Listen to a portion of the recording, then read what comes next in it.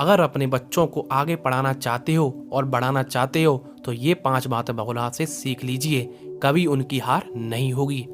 जय श्री कृष्णा दोस्तों, स्वागत है आज की वीडियो में। बंधुओं, आज का प्रसंग भी बहुत ही ज्ञानवर्धक और प्रत्येक प्राणी के लिए महत्वपूर्ण है, बशर्ते आपने इस प्रसंग को पूरा सुन लिया हो। तो हमें विश्वास है कि आप अपने जीवन में और अपने बच्चों के जीवन में किसी भी कार्य में आपके बच्चे और आप कभी असफल नहीं होंगे।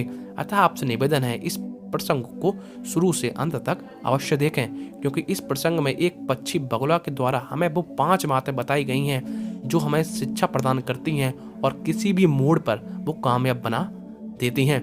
दोस्तों, ये प्रसंग पढ़ने वाले विद्यार्थियों के लिए बहुत ही महत्वपूर्ण रखता है। जो विद्यार्थी इन 5 बातों को अच्छे तरीके से पालन करते हैं तो वो विद्यार्थी ऊंची से ऊंची मंजिलों को सही तरह प्राप्त कर सकते हैं। बंधुओं, पर मेरा कहना है ये 5 बातें विद्यार्थियों के लिए ही नहीं अपितु प्रत्येक प्राणी के लिए अत्यधिक मायने रखती हैं। तो आइए बंधुओं, जानते हैं ये 5 महत्वपूर्ण बातें। लेकिन बने रहे हमारी आज की पूरी वीडियो के साथ। मित्रों, किसी कवि ने लिखा है, काक चेष्टा बको ध्यानम स्वानाम निद्राम तवे विशा अल्पहारी ग्रह त्यागी विद्यार्थी पंच लक्षणम। बंधुओं, काक चेष्टा यानी प्रत्येक मनुष्य को अपने कर्म में हमेशा कौवा की तरह चालाक बनकर रहना चाहिए, क्योंकि कौवा इतना चालाक होता है जैसे उसको मारने के लिए जमीन से कोई कंकड़ पत्थर उठाए उससे पहले कौवा समझ जाता है और इन कंकड़ को मेरे ऊपर होने वाला है, अतः यह जानकर यह भास जाता है और कभी भी चोट नहीं खाता है। तो मित्रों, इसी तरीका से हमें अगर आगे बढ़ना है तो अगर आप चालाक बन के नहीं रहे तो आपके साथ कोई भी धोखा दे सकता है, जिससे आप कहीं भी चोट खा सकते हो और नीचे गिर सकते हो। तो मेरा तो यही कहना है कि कौवा की तरह थोड़ा सा चालाक बन के रहिए कि आपको कोई भी धोखा नहीं दे पाए, क्योंकि आजकल के मित्र संबंधी और यही लोग आपके पीठ पर छुरा भोंकने वाले हैं, क्योंकि जब तक आप चालाक नहीं होंगे ये दुनिया सीधे साधों की नहीं है।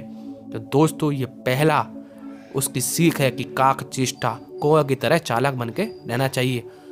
दूसरी बात, बको ध्यानम यानी मनुष्य को अपने लक्ष्य पर हमेशा बगुला जैसा ध्यान होना चाहिए, क्योंकि आपने बगुला पक्षी को अवश्य देखा होगा कि इस पक्षी का ध्यान अपने लक्ष्य पर अडिग होता है। जैसे ही बगुला कहीं तालाब में खड़ा होगा उसका ध्यान पूरी तरह एक मछली पर ही टिका होगा। फिर जैसे मछली आई, पकड़ा और अपना घास बना लिया, फिर दूसरी मछली पर ध्यान लगा लिया। तो दोस्तों, कहने का तात्पर्य यह है कि हमें कोई भी कार्य जो करना है उसमें बगुला जैसा ही ध्यान करना चाहिए। जब हम वो कार्य कर रहे हैं तो हमारा पूरा ध्यान उसी कार्य में होना चाहिए कि जब तक वो कार्य हमारा समाप्त ना हो जाए हमें दूसरे कार्य पर नहीं बढ़ना है। तो दोस्तों, कहने का तात्पर्य यही है कि इस तरह बगुला की भांति मनुष्य का ध्यान पूर्ण रूप से अपने लक्ष्य की तरफ होना चाहिए, क्योंकि जो मनुष्य अपने ध्यान से डगमगा जाते हैं वो अक्सर अपने लक्ष्य को कामयाब नहीं पाते हैं, जिंदगी में हमेशा हारते ही रहते हैं। तो दोस्तों, आगे बढ़ना है तो हमें बगुला की तरह ध्यान करना पड़ेगा। तीसरी बात, स्वान निद्राम। दोस्तों, कोई भी प्राणी हो उसकी निद्रा एक कुत्ते जैसी होनी चाहिए। जैसे कुत्ता कितनी भी गहरी नींद में सो रहा हो परंतु वह थोड़ी सी किसी की आहट सुनने से फौरन जाग जाता है, क्योंकि वो आलस्य में नहीं सोता।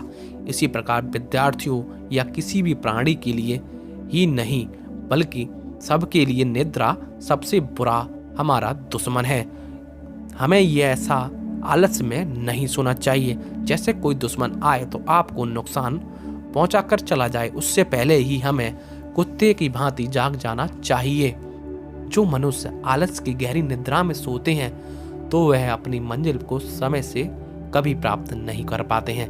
वह सारी जिंदगी सोते ही रहते हैं, उनको प्रारंभ में कुछ प्राप्त नहीं हो पाता है। किसी ने सही कहा है, समय से पहले जागने वाले एक लंबी जीत हासिल करते हैं और समय से बाद में जागने वाले एक लंबी हार तय करते हैं। इसलिए मित्रों, मेरा कहना है हमेशा कुत्ते की जैसी निद्रा सोनी चाहिए। चौथी बात, अल्पहारी। दोस्तों मेरे कहने का मतलब ये नहीं है कि आप बिल्कुल ना खाएं, मैं बस यही कहता हूँ कि सीमित खाएं, जिसके लिए जरूरी है सीमित ही भोजन करना चाहिए, क्योंकि अधिक भोजन खाने से हमेशा बीमारी सानिध्य में रहते हैं। उनका स्वास्थ्य कभी भी ठीक नहीं रह पाता है, हमेशा निद्रा में उन्हें परेशान करती रहती है, जिस कारण वे अपने कार्य को सही समय से नहीं कर पाते हैं, अतः वे अपने लक्ष्य में असफल रह जाते हैं। इसलिए बंधु अल्पाहारी बनना चाहिए। 5वीं बात, गृह त्याग। दोस्तों कामयाबी यदि हासिल करनी है तो अपने गृह को त्याग कर जाना ही पड़ेगा और हमेशा लक्ष्य पर अग्रसर रहना चाहिए।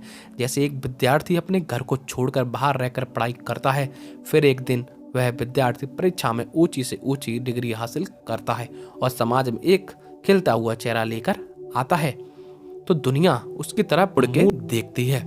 तो दोस्तों मेरे कहने का तात्पर्य ये नहीं है कि आप अपने घर को बिल्कुल छोड़ दें। मेरा तात्पर्य ये है कि जब अपनी कामयाबी में सफल ना हो जाएं तब तक हमें अपने घर के बारे में ध्यान देना नहीं चाहिए।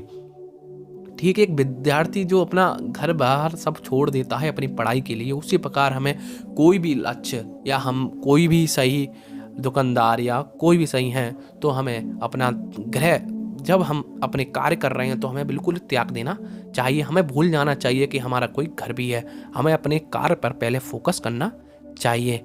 तो दोस्तों यही थी बगुला की 5 बातें। तो ये बातें आपको कैसी लगी ये हमें कमेंट करके बताइए। अगर वीडियो आपको आज की अच्छी लगी हो तो लाइक करें, कमेंट करें और शेयर करें और अपने मित्रों को हमारे चैनल के बारे में भी बताएं।